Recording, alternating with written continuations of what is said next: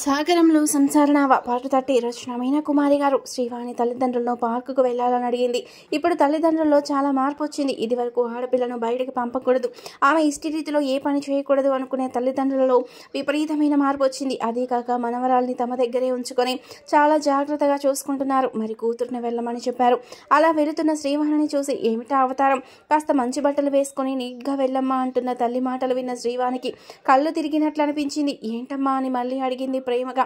అన్నయ్య తెచ్చిన పంజాబీ డ్రెస్ వేసుకోవచ్చుగా, ఆ జడను లూజ్గా వేసుకో అని అలా రెడీ అవ్వాలో చెబుతున్న తల్లి వైపు చూసి, అమ్మ ఎప్పుడైనా జడ లూజ్గా వేసుకుంటే ఎన్ని తిట్టేదో, పైన రబ్బర్ బ్యాండ్ పెట్టుకోమని వెళ్ళి బయట ఆ రబ్బర్ తీసేది.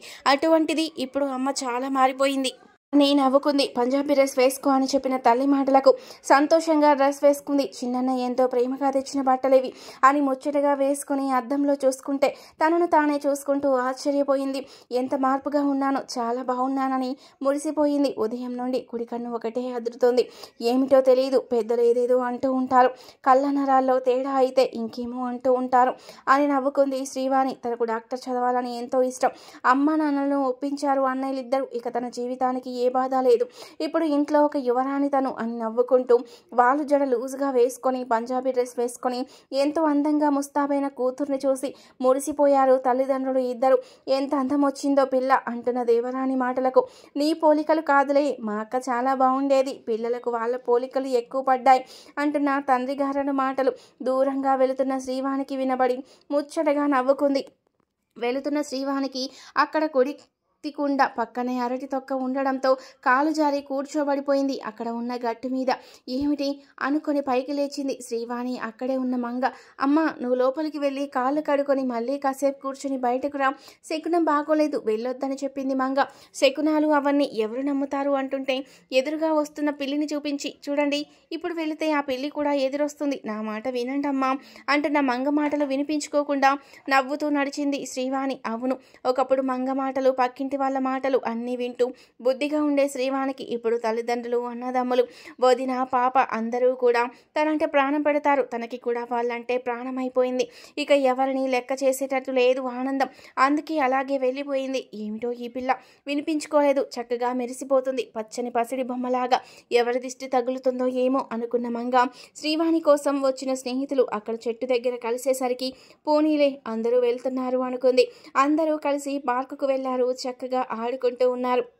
శ్రీవాణి వైపు చూసి కళ్యాణి, ఎప్పుడు రమ్మన్నా కోట దాటి రాదు యువరాణి గారు, ఈరోజు నిజంగానే యువరాణి గారు లాగా వచ్చారే, ఎంత అందంగా ఉన్నావే నువ్వు నిజంగా అంటూ మెచ్చుకుంది కళ్యాణి శ్రీవాణి వైపు చూసి.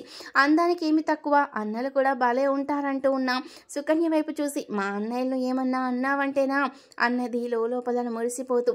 అన్నలకు దిష్టి తగులుతుంది అన్న భావనతో శ్రీవాణి ఇద్దరు అన్నల ముద్దుల గారాల చెల్లి అంటూ నవ్వారు వాళ్ళు. మరి ఇంకా పెరిగాయి నాకు గారాల పాత్రలు, అమ్మ నాన్నల గారాలు, పుత్రికను, చక్కటి చిట్టి మేనకోడల్ని, మేనత్తను, అందాల భరణ లాంటి వదినకు ముద్దుల మరదల్ని, ఇక సాక్షాత్ ఆ దేవతల వంటి శ్రీరాముడు, శ్రీహరి లాంటి వాళ్లకు చెల్లెల్ని అంటూ తెగ మురిసిపోతుంది శ్రీవాణి. కానీ డేగలాంటి కళ్ళు ఆమె అందాన్ని చూసి అలాగే పిచ్చెక్కిపోయినట్లయిపోయాయి అన్న సంగతి పాపం శ్రీవాణికి తెలియదు. ఏమిట్రా మామ అంత అందంగా ఉందే పిల్ల అన్నాడు షరీఫ్ ఫ్రెండ్ దావీదు. ఇటువంటి దాన్ని జీవితకాలం ఉంచుకోవాలనిపిస్తుంది అంటున్న షరీఫ్ మాటలకు బాబీ ఒప్పుకుంటుందా అని నవ్వేశాడు దావీదు. త్రిపురకు ఆలోచనలు వచ్చాయి. శ్రీరాములు హాస్పిటల్కి తన తల్లిదండ్రులను తీసుకెళ్లాడు. అసలు వారి మీద జరిగిన విష ప్రయోగాలు బయటపడతాయి. అది బయటపడితే చేసింది నేనే అన్న విషయం తెలుస్తుంది. ఇదంతా తెలియకుండా ఉండాలంటే అని ఆలోచించింది త్రిపుర. అనుకున్న మరుక్షణమే త్రిపుర వెంటనే అక్కడ నుండి బయటకు వచ్చి ఏడవడం మొదలుపెట్టింది. ఏమైందో, ఎందుకు అంత బాధపడుతున్నావు, అమ్మ దగ్గరకు రాను అన్నావు, ఇప్పుడు అమ్మ శవాన్ని చూసి ఏడుస్తున్నావా అంటూ బాధగా నాగరాజు త్రిపుర భుజం మీద చేయి వేశాడు. చేయి తీయరా దుర్మార్గుడా, వీడెంత పని చేశాడో తెలుసా, ఇప్పుడు మీరందరినీ చూస్తుంటే బాధగా ఉంది, ఇక నేను దాయలేను నిజాన్ని, ఇక్కడికి రమ్మంటే నేను రాను అన్నాను కదా రంగా అన్నా, అసలు సంగతి ఏమిటో తెలుసా, వీడు మా అమ్మకి నాన్నకి ఇద్దరికి కూడా అన్నంలో విషప్రయోగం చేశాడు, వాళ్ళిద్దరూ హాస్పిటల్ పాలయ్యారు, అక్కడ డబ్బు నగలు కూడా దొంగతనం చేసి తెలివిగా నా పేరు మీద ఉన్న అకౌంట్లో వేసొచ్చాడు వెధవ, ఇంత జరిగినా నా తల్లిదండ్రులకు ఏమవుతుందో అన్న బాధతో నేను రాలేనని చెప్పాను అంటూ బోరున విలపించింది త్రిపుర, ఏం మాట్లాడుతున్నావు త్రిపుర? పిచ్చిగాని పట్టిందా? నేను మీ అమ్మా నాన్నలకు విషయం పెట్టడం ఏమిటి? అసలు నాకు మీ ఇంటి విషయాలు తెలుసా? ఇప్పుడేగా నేను వచ్చింది మీ ఇంటికి అంటున్న నాగరాజు మాటలకు ఆహాహా, దొంగచాటుగా వచ్చి ఆహారంలో విషప్రయోగం చేశాడు. 2 రోజుల ముందుగానే నాన్నగారికి కూడా ఏదో చేశానని ఎవరితోనో చెప్పడం నేను విన్నాను. ఇప్పుడే విన్నాను మేము వచ్చేటప్పుడు ఫోన్లో అని అందరూ నమ్మేటట్లుగా చెబుతూ ఏడుస్తూ ఉంది. పెద్దింటి పిల్ల, ఆ పిల్ల ఎందుకు తప్పు చెప్తుంది? అయినా వాళ్ళ ఇంట్లో నగలు ఆ పిల్లకు కాజేయాల్సిన అవసరం ఏముంది? చివరకు ఆమెకే కదా వచ్చేది. ఆ పిల్ల ఇంకా ఒప్పుకొని నీ దగ్గరికి పెళ్ళంగా రావడం తప్పే కదూ? ఆ అత్త మమ్మల్ని కూడా మింగేస్తావా? ఆ నగలు డబ్బులు తీసుకొని పారిపోదామని ఎత్తు వేసుంటాడు అంటూ అందరూ చివాట్లు పెట్టారు. నాగరాజు బంధువులు, నువ్వు తల్లికి తలకు తిరిగి పెడతానికి లేదు. నీలాంటి వాడితో తలకొరివి పెట్టించుకోవడం ఆమెకి ఇష్టం ఉండదు. ఆమె ఎప్పుడు మంచిగానే బతికింది. పెరిగిన దగ్గర నుంచి ఏదో చిల్లర దొంగతనాలు చేస్తూ పోలీసుల దగ్గరకు వెళుతూ జైల్లో ఉంటూ వస్తూ నీ జీవితాన్ని ఇలా నాశనం చేసుకున్నావు. చివరకు పెద్దింటమ్మాయిని పెళ్లి చేసుకున్నావు. నిన్ను నమ్మి వచ్చిన దాన్ని కూడా నట్టేట ముంచుతావా? బుద్ధిగా ఉండకుండా ఆ ఇంట్లో కూడా ఇంతటి భయంకరాన్ని సృష్టిస్తావా? పాపం, అసలే అక్కను పోగొట్టుకున్న అమ్మాయి ఒక మంచి ఇంటికి కోడలిగా వెళ్ళి కూడా నీ కోసం వచ్చిన అమ్మాయి, ఆ అమ్మాయి జీవితంలో ఇలాంటి కల్లోలం సృష్టిస్తావా? నువ్వు మనిషివేనా అంటూ అక్కడ ఉన్న వాళ్ళందరూ నాగరాజుని తిట్టడం మొదలుపెట్టారు. వీడిని మామూలుగా వదలకూడదు, ఇటువంటి వాడిని అంటూ బాధపడుతూ అందరూ త్రిపుర ఏడుస్తుంటే భరించలేక పోలీసులు పిలిచారు. ఏమైంది అంటూ వచ్చారాలు. నేనేం చేయలేదు సారు, ఈ అమ్మాయికి ఏదో దెయ్యం పట్టింది, నా మీద అబద్ధాలు చెప్తుంది, అసలు నాకు ఏ పాపం తెలీదు అంటూ ఉన్నా కూడా చుట్టుపక్కల బంధువుల వాళ్ళ మాటలు విని నాగరాజు మాటలు నమ్మలేదు. వీడియో చూసే ముందు ప్లీజ్ అండి వీడియోకి తప్పకుండా ఒక లైక్ చేయండి ప్లీజ్. త్రిపుర ఏడుపు చూస్తూ వాడికి కొట్టుకుంటూ తీసుకెళ్లారు. మా అమ్మకు తలకొరివి పెట్టనివ్వండి సార్ కనీసం అంటూ ఏడుస్తున్నాడు నాగరాజు. తల్లికి నువ్వు తలకొరివి పెట్టేదేంటి? నీలాంటి దొంగ విధవ చేతుల్లో పోతే ఆమె పుణ్యం కూడా మంట కలిసిపోతుంది, స్వర్గలోకం ప్రాప్తించదు, దుర్మార్గుడా అని కొడుతూ ఉన్నారు పోలీసులు లాఠీలతో. చుట్టుపక్కల ఉన్న బంధువులు కూడా కొందరు ఉన్న వాళ్ళ అమ్మాయిని చేసుకున్నాడు వీడు, ఇక మంచి జీవితం ఉంటుంది అన్న అక్కసుతో ఉన్న వాళ్ళు కూడా లేనిపోలి మాటలు తిట్టడం మొదలుపెట్టారు నాగరాజుని. అలాగే త్రిపుర ఏడుపును చూసి జాలి పడిపోయిన వాళ్ళు కూడా నిజమో అబద్ధమో గ్రహించకుండా నమ్మేసి ఇష్టం వచ్చినట్టు మాట్లాడడం మొదలుపెట్టారు. అసలు ఆ అమ్మాయి తెలివి తక్కువది కాబట్టి ఇటువంటి వెధవ కోసం వచ్చింది, మహారాజుల కోటల వదిలి అని త్రిపుర మీదే జాలిపడ్డారు. అందరి మాట ఒకటే, నీలాంటి వాడితో తలకొరివి పెట్టించుకుంటే ఆమె ఆత్మకు శాంతి ఉండదు అని బంధువులే చెప్పడంతో పోలీసులు నాగరాజుని లాఠీతో కొట్టుకుంటూ తీసుకెళ్తున్నారు. పోలీసులు తీసుకెళ్తున్న భర్త దగ్గరకు వెళ్ళింది త్రిపుర. భర్తకే వినపడేలాగా, చూసావా, నీ తల్లిని నీ చేత్తో కూడా తలకరివి పెట్టనివ్వకుండా చేశాను, చచ్చాక స్వర్గం కావాలా మీ అమ్మకు? నువ్వు కూడా నా మాట వినకుండా విసిగించావు, నేను చెప్పిన పనులు కొన్ని నువ్వు చేయలేకపోయావు, అందుకే జైలుకు వెళ్ళడమే మంచిది కదూ నువ్వు అంటూ ఒక రకంగా నవ్వి అంతలోనే ఏడుస్తూ భర్త పాదాలు కళ్ళకద్దుకొని పైకి లేచింది. నాగరాజుకు ఎంతో విచిత్రంగాను, త్రిపుర అంటే గడసరిది అనుకున్నాడు కానీ మరీ ఇంత ఘోరమైన మనిషి అని అతను ఊహించలేదు. అలా నాగరాజుని ముందే జైలుకు తీసుకెళ్లడం, అక్కడ బ్యాంక్ బ్యాలెన్స్లో ఉన్న బంగారం నగలు అన్నీ కూడా పోలీస్ వాళ్ళకు అప్పగించడం జరిగింది త్రిపుర. శ్రీనివాస్ వాళ్ళు ఫ్లైట్ ఎక్కారు. సాయంత్రానికి ఇంటి చేరిపోతాం. మన శ్రీవానికి మనం తీసుకున్న డ్రెస్సులు, అలంకార వస్తువులు కూడా బాగా నచ్చుతాయి. అలాగే మీరు తీసుకున్నారుగా నా చెల్లెలు అని మా వదినకు కూడా, ఆమెకు నచ్చుతాయి. ఇక అత్తయ్య గారికి మామయ్య గారికి తీసుకున్న శాలువాలు అన్నీ బాగున్నాయి. బావగారికి, నాన్నకు, అమ్మకు, మా అన్నకు తీసుకున్న సెటర్లు బాగున్నాయి అంటూ ఎంతో సంతోషంగా భర్తతో చెబుతూ ఉంది అలివేలు. హనీమూన్ ట్రిప్ ఎంతో అందంగా ముగిసింది. ఇక ఇంటిని బాధ్యతగా చూసుకోవాలి మనం అని చెబుతున్న శ్రీనివాస్ మాటలు వింటూ ఆనందంగా నవ్వి అతని భుజం మీద హాయిగా వాలిపోయింది అలివేలు. వీడియో చూసే ముందు ప్లీజ్ అండి వీడియోకి తప్పకుండా ఒక లైక్ చేయండి ప్లీజ్. ఆకాశంలో తేలిపోతూ ఉంది విమానం. భర్త మనసులో తనపై ఉన్న ప్రేమలోకంలో అలా విహరిస్తూ ఉంది అలివేలు కళ్ళు మూసుకొని.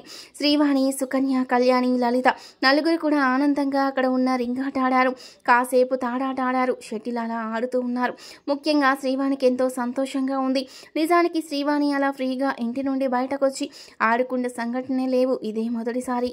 ఆడుకున్నా కానీ మనసు ఏదో బాధగా అనిపించేది ఇంట్లో పద్ధతికి. కానీ ఈనాడు ఇంట్లో అమ్మ నాన్నలు తనను ఎంతో ప్రేమగా చూస్తున్నారు. పొరిగాక ఇన్నాళ్లకు తను ఆనందంగా ఉంది. ఆడపిల్లను అన్న ఇది లేకుండా ఎంతో ముచ్చటగా చూశారు, మెచ్చుకున్నారు అని ఆలోచిస్తూ షటిల్ కాక్ దూరంగా పడేసరికి పరుగున వెళ్ళింది శ్రీవాణి. చెట్ల చాటున అయ్యేసరికి ఆమె మొక్కుకు మత్తు ఉన్న కర్చీఫ్ని పెట్టి చిన్నగా నడిపించుకొని అక్కడే ఉన్న వెహికల్లో ఎక్కించుకొని వెళ్ళిపోయారు షరీఫ్ వాళ్ళు. ఏమిటి శ్రీవాణి, అంతరిక్షంలోకి వెళ్ళి వెతుకుతున్నావా ఏమిటి అంటూ ఫ్రెండ్స్ వచ్చి అక్కడ ఫ్రెండ్ లేకపోవడం అంత ఆశ్చర్యంగా అనిపించింది. మొత్తం అంతా తిరిగి చూశారు. వాళ్ళు ఆడుకుంటున్న పక్కగా గోడ పలగలగొట్టి ఉండడం, బయట పక్క కారు సిద్ధంగా ఉంచడం, తుడిలో శ్రీవాణిని అక్కడి నుంచి ఎవరికంటా పడకుండా తీసుకెళ్లిపోవడం జరిగింది. అందువల్ల గమనించే స్థితి లేదు. కానీ పార్క్లో బాల్తా ఆడుకుంటున్న 4 ఏళ్ల బాబు అలా చూస్తూ బూచాడన్నట్లు వాళ్ళమ్మ చెంగు గట్టిగా పట్టుకున్నాడు. పరుగున వెళ్ళి అంతకు మించిన సాక్ష్యాలు ఏమీ లేవు. భయం వేసింది కళ్యాణి వాళ్లకు. ఇదేమిటి, ఏమైందంటూ మొత్తం వెతికారు. ఎక్కడా లేదు. బయటకెళ్లారు, కనిపించలేదు. ఫోన్ చేస్తే స్విచ్ ఆఫ్ వస్తుంది. ఏం జరుగుంటుంది అని కంగారుతో వెంటనే ఇంటికెళ్లి ముందు ఆ విషయం చెప్పాలనుకున్నారు. ఇంటి దగ్గర నెంబర్ వారికి తెలియదు. అందరూ కూడా భయంతో బాధతో వెళ్లారు. హాస్పిటల్లో ఆదిశేషయ్య గారి పరిస్థితి, వసుదమ్మ గారి పరిస్థితి నార్మల్కి వచ్చింది అని డాక్టర్లు చెప్పారు. అమ్మయ్య అని ఊపిరి పీల్చుకున్నాడు శ్రీరాములు. జరిగిందంతా కూడా విషప్రయోగం వల్ల జరిగిందని, పలానా మందుల వల్ల జరిగిందని, అక్కడ గ్లాస్లో ఉన్న గుళికల వంటి మందులు విషయాన్ని కూడా మొత్తం పరీక్ష చేసి ధృవీకరించారు. అంతా రిపోర్టు రాసి ఇమ్మన్నాడు. శ్రీరాములు కోపంగా ఎయిర్పోర్ట్లో శ్రీనివాస్ దిగిన భార్యతో కలిసి నవ్వుతూ బయటకి రావడమే. శ్రీరాముడికి ఫోన్ చేశాడు.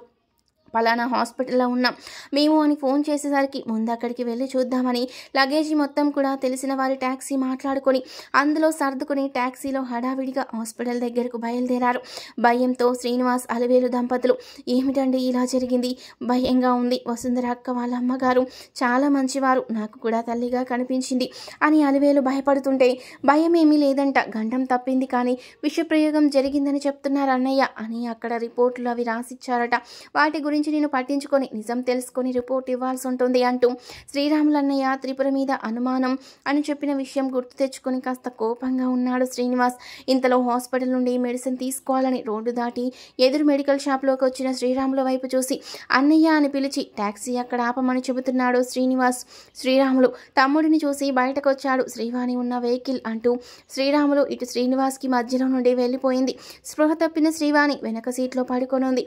పక్కనే ఒకరు కూర్చొని ఒక క్లాత్ మొత్తం శ్రీవాణి కనిపించకుండా కప్పేసి ఏదో పేషెంట్ లాగా హడావిడిగా వెళ్తున్నట్లుగా వెళ్ళిపోయారు. ఏమిటన్నయ్య, ఏంటిదంతా అంటూ ఉన్న శ్రీనివాస్కి ఇంటి నుండి ఫోన్ వచ్చింది. అమ్మ అంటున్న శ్రీనివాస్ మాటకు, ఏరా వచ్చారా మీరు క్షేమంగా అని అడుగుతుంటే, వచ్చేస్తాం అమ్మ, ఇబ్బంది లేదు, ఇంటికి వస్తామని చెప్పాడు శ్రీనివాస్. అన్నయ్య వెళ్ళాడు పొద్దుననగా, ఇంతవరకు అంతులేడు. శ్రీవాణి వాళ్ళు కూడా పార్క్ అని వెళ్ళారు. ఫోన్ చేస్తుంటే స్విచ్ ఆఫ్ వచ్చిందని అంటూ ఉండగానే వచ్చినట్టున్నారు, పిల్లలందరూ వస్తున్నారని చెప్పింది నవ్వుతూ దేవరాణి గారు. గేటు తీస్తున్న పిల్లల వైపు చూసి ముందుగా వస్తున్న కళ్యాణికి కళ్ళల్లో నీళ్లు. భయంతో వచ్చి ఆంటీ గారు అంటూ జరిగిన సంగతి చెబుతుంటే ఆ మాటలు వింటున్న శ్రీనివాస్కి భయం కలిగింది. అమ్మ ఒకసారి ఫోన్ ఆ అమ్మాయికి ఇవ్వు అన్నాడు శ్రీనివాస్. ఏమైందిరా అంటూ మళ్ళీ మెడిసిన్ తీసుకురావడానికి వెళ్ళిన శ్రీరాములు బయటకు వస్తూ తమ్ముడిని అడిగాడు. కళ్యాణి మాట్లాడుతూ జరిగిన విషయం చెప్పింది. అలా ఎలా జరిగింది, ఎవరు చూడలేదా మీరు, మొత్తం చూసారా పార్క్ అంతా అంటూ మాట్లాడుతుంటే కంగారుగా ఉన్న శ్రీనివాస్ మాటలకు ఫోన్ శ్రీరాములు కూడా తీసుకున్నాడు. శ్రీనివాస్ వెంటనే ఫ్రెండ్కి ఫోన్ చేసి, ఒరే చెల్లి కనిపించడం లేదట, పార్కుకు వెళ్ళింది, పిల్లలందరూ ఇంటికి వచ్చేశారు, అక్కడ మొత్తం చూడండి, మన వాళ్ళందరినీ తీసుకెళ్ళండి అంటూ చాలా కంగారుగా చెప్పాడు శ్రీనివాస్. శ్రీరాములకి పై ప్రాణం పైనే పోయినట్లయింది. ఆయన చేతిలో ఉన్న మెడిసిన్ కింద పడేసరికి కాస్త దూరంగా కారు దగ్గరే ఉండమని భర్త చెప్పడంతో ఉన్న అలివేలు ఆ దృశ్యం చూసి పరుగున వచ్చింది.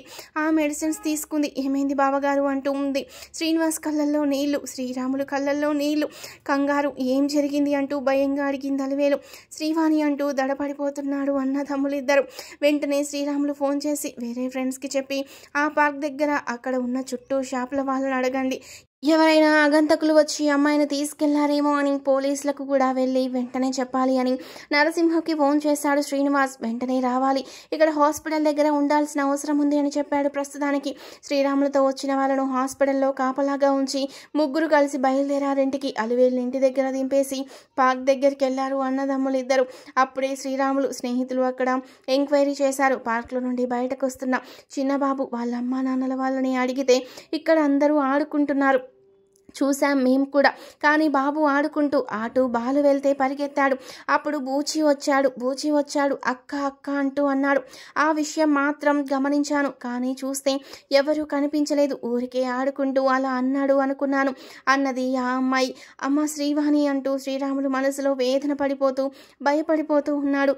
అందరికీ చెప్పి చుట్టుపక్కల ఎంత దూరం వెళ్ళినా మరీ దూరం వెళ్ళరు అంటూ అన్ని వైపులకు వెహికల్స్తో తెలిసిన వాళ్ళను పంపించారు. పోలీస్ స్టేషన్కు వెళ్ళారు శ్రీరాములు శ్రీనివాస్. అక్కడ రిపోర్ట్ చేశారు. చెల్లెలు ఫోన్లో ఉంటే చూపించాడు శ్రీనివాస్. ఎవరినైనా ప్రేమించిందా అంటున్న వాడి వైపు కోపంగా చూశారు. 10th క్లాస్ రాసిందండి, అంతే చిన్నమ్మాయి అన్నాడు బాధగా శ్రీరాములు. ఈ మధ్యన ఇలాంటి అమ్మాయిలతోనే అసలైన ఇబ్బంది వచ్చింది అన్నాడు వాడు కేర్లెస్గా. ఎస్ఐ వెంకటేశ్వర్లు లేరా అంటూ అడిగాడు శ్రీరాములు. ఆయన ఉంటే ఇంటి మనిషిలాగా పట్టించుకుంటారు.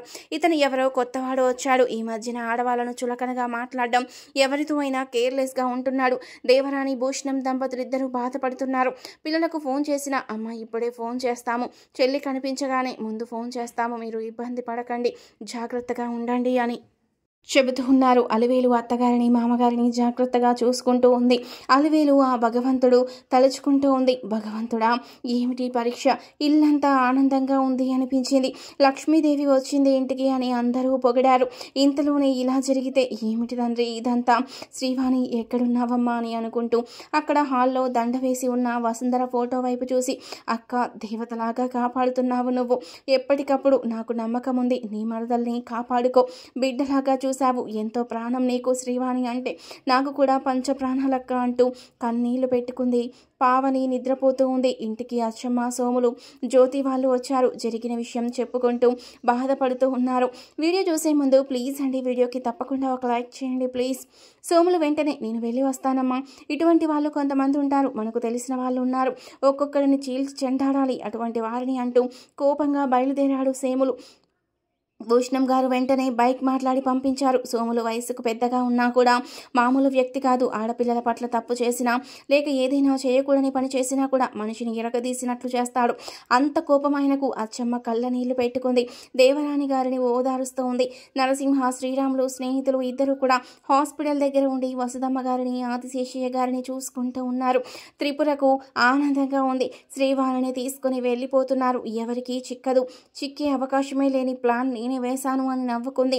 ఏడుస్తూ ఉంటారు నన్ను బాధ పెట్టిన వారు, నలుగురిలో నా పరువు తీసిన వారు ఎవ్వరూ బాగుపడకూడదు. అక్కడ హాస్పిటల్లో వారిద్దరూ చేస్తే బాగుండు, ఇక్కడ వీళ్ళంతా ఏడుస్తూ ఉన్నారు.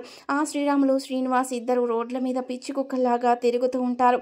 కొత్త పెళ్లి కూతురు అని మురిసిపోతున్నావుగా, హనీమూన్కి వెళ్తావా, నన్ను బయటకి నెట్టారు, పెద్దింటి నుండి వచ్చిన దాన్ని, నువ్వు పని మనిషివి, ఆ ఇంట్లో రాణిలాగా కులుకుదాము అనుకుంటున్నావు కదూ, అది జరగనివ్వను, ఇంటికి రావడమే ఏడిపించాను, పని మనిషిని, ఆ ఇంటి మగవాళ్ళు అందరికీ కావలసిన మనిషిని, అలివేలు అంటూ కోపంగా అనుకుంది. పని మనిషి ఛీ అని అసహ్యంగా అనుకొని నవ్వుకుంటూ ఉంది త్రిపురకు మంచి తెలివైన ఆలోచన వచ్చి వెంటనే పోలీసులకు చెప్పి తనే బంగారం గురించి చెప్పింది. ఎలాగైనా తల్లిదండ్రుల ఆస్తి తనకే వస్తుంది కాబట్టి తను దొంగతనం చేశాను అంటే ఎవరూ నమ్మరు. ఆల్రెడీ దొంగగానే ముద్రపడిన మొగ్గుడి మీద కేసు పడి వాడి గోల కూడా వదిలిపోయింది. ఇప్పుడు తల్లిదండ్రుల దృష్టిలో నేను మంచి బిడ్డగానే ఉండొచ్చు, ఉన్నదంతా కూడా నేనే పొందవచ్చు. కానీ ఆ వసుంధర పాప బంగారు బొమ్మ అంటున్నారుగా, అది ఆనందంగా పడుకొని ఉంటుంది అనుకుంటున్న త్రిపుర మనసు ఎంత కుటిలమైన మనసు. పంచభూతాలు కూడా ఆశ్చర్యపోతూ చూస్తున్నట్లు అనిపించింది. ఆకాశం నుండి ఉన్నట్టుండి మెరిసింది. మంచి మనసున్న వారి బాధను చూసిన నింగి కూడా బాధతో కన్నీరు పెట్టినట్లుగా వాన మొదలయ్యింది. తర్వాత ఏం జరిగిందనేది నెక్స్ట్ పార్ట్లో తెలుసుకుందాం. వీడియో నచ్చితే తప్పకుండా లైక్ చేసి తప్పకుండా సబ్స్క్రైబ్ చేసుకోండి. Thank you for watching.